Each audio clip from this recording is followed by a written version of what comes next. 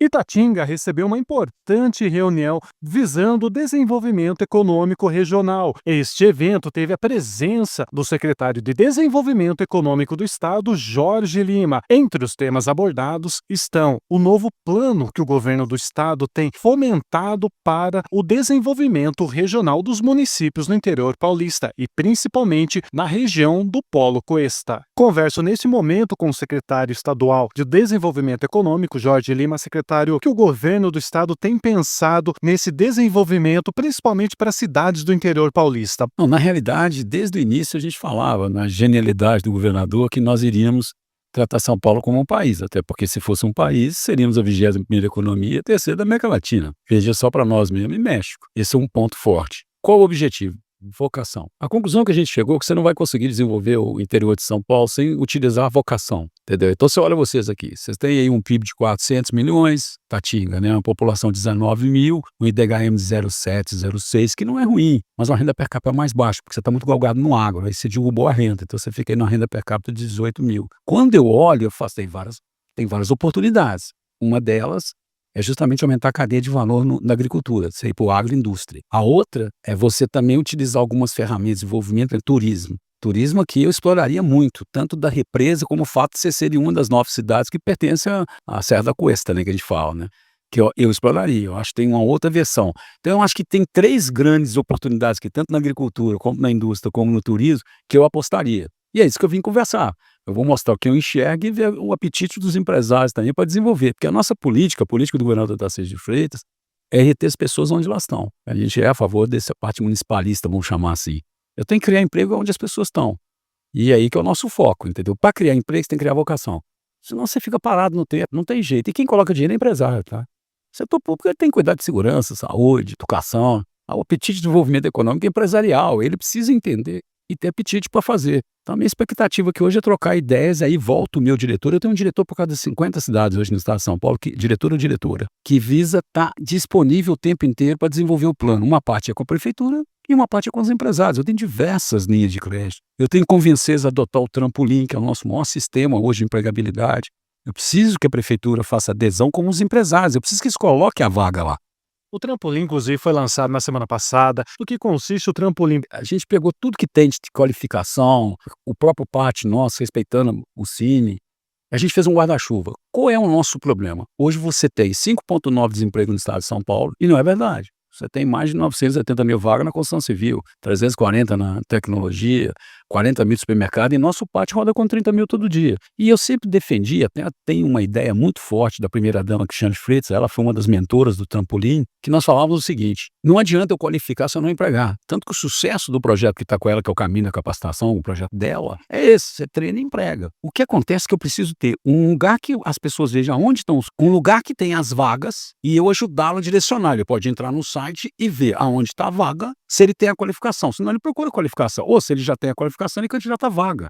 É a única forma de a gente fazer um movimento de empregabilidade. E isso, à medida que você vai colocando dados, através da inteligência artificial, eu começo a mapear regiões. Porque se você está achando que a mesma mão de obra que falta aqui é a mesma de Sorocaba, não é. Até porque a vocação é diferente. Então, cada vez que vai se aderindo às prefeituras e às empresas, eu consigo começar a identificar onde eu vou gastar a qualificação mais efetiva dentro daquela região do que ela precisa. Secretário, anteriormente você falou especificamente de Itatinga. Itatinga, ela está bem no meio de uma região que ela não tem uma característica única, que é a região do Polo Cuesta e é uma região também do Vale do Jurumirim, que é Avaré, todo aquele entorno. Num raio de menos de 50 quilômetros, você tem cidades maiores que Itatinga, por exemplo, Botucatu, que tem uma vocação universitária, empresarial e industrial. Temos Avaré, que é um polo do agronegócio. Como pegar essas regiões tão diferentes, ter um plano único de desenvolvimento? Eu acho que a gente não deve ir no plano único. O plano único nosso é o que a gente aposta. A gente aposta indústria,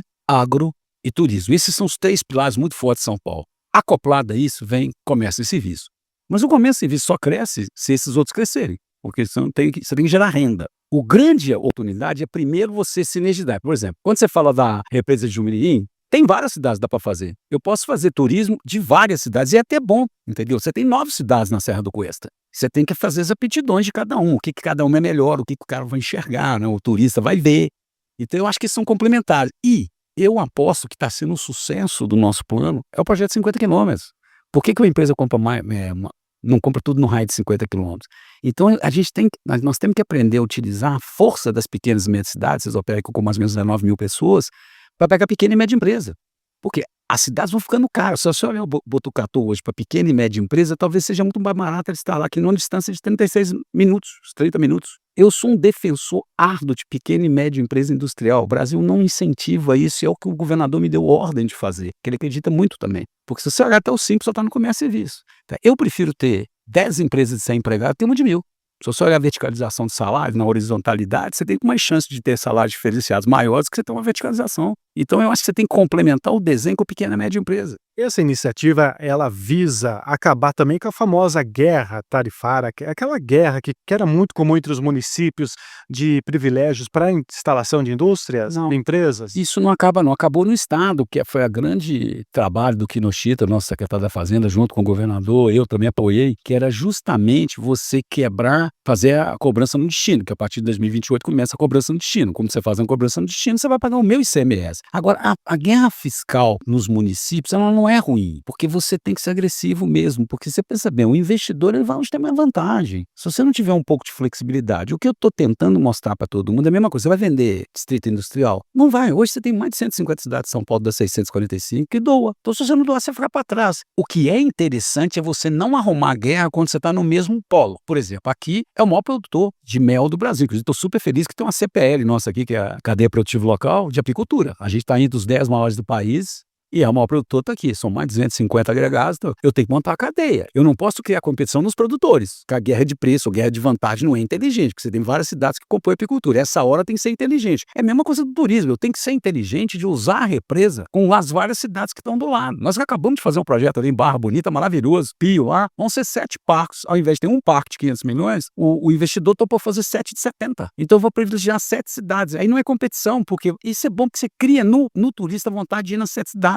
São todas pequenas. Ora, você é competidor quando você estiver fora da vocação. Quando a vocação está acoplada a polo ou cadeia produtiva, não. Você tem que unir força. Secretário, inevitavelmente, o recente anúncio da elevação das tarifas de produtos e exportações vão impactar o estado de São Paulo. A região de Botucatu, segundo o Ciesp, mostrou publicamente uma preocupação justamente porque os Estados Unidos são o segundo maior destino. De que forma vocês têm trabalhado junto ao empresariado do interior paulista para essa nova realidade? O senhor esteve ontem, inclusive, com o governador Tarcísio para avaliar a situação. Qual que é o passo que vocês vão dar? A negociação da tarifa é uma responsabilidade do governo federal, não é do governo estadual. E a gente respeita. Quem tem que conversar com o Trump é o governo federal, é Lula e Trump, é o governo americano e governo. O que nós estamos preocupados são 2 aspectos. Quando você olha o segmento, você esquece a cadeia. Então você fala assim, não, a Embraer vai ser uma das mais afetadas. Obviamente, o setor aeronáutico, a Embraer vai ser extremamente afetada. Agora, eu estou querendo saber a cadeia, porque e o cara que vende para ele também vai ser afetado. Então, o que nós estamos fazendo, primeiro, é um estudo completo do mapeamento. Segundo, nós estamos aproximando para ver com eles onde nós podemos ajudar. O sucesso de redução de tarifa no mundo, se você olhar e pesquisar, você vai ver que são as próprias empresas compradoras que colocam a pressão no governo americano que ele abaixa a tarifa. Essa é uma coisa que a gente tem que explorar muito, porque não é fácil você pensar lá quantas aeronaves da Embraer dos Estados Unidos, você fala assim, beleza, eu vou meter 50% da cadeia. Ele vai comprar a peça onde? Eu vou inflacionar o mercado americano? Não é tão fácil você ditar a norma e depois você vai ver a consequência. Então, o que nós estamos trabalhando muito é justamente entender a cadeia, entender o outro lado, ver o que o outro lado está achando, onde estão as deficiências. Porque o acordo tarifário é entre o governo federal, entre governos federais.